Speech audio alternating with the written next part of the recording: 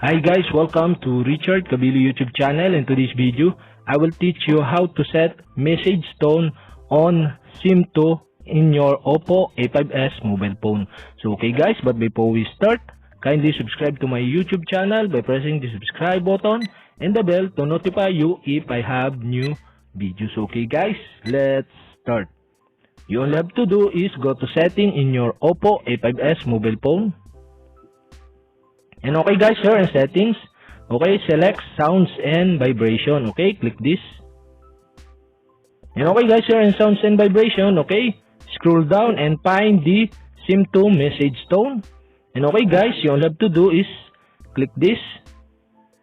And okay guys, here in SIM2 message tone, okay, on the top you can see the custom and select from files. Okay, you all have to do is click select from files to select the custom music files in your OPPO A5s. Okay guys, I choose the music to set as a message tone on my SIM2 and my OPPO A5s mobile phone. So okay guys, you all have to do is go back and you can see the title of the music you want to set as a SIM2 message tone.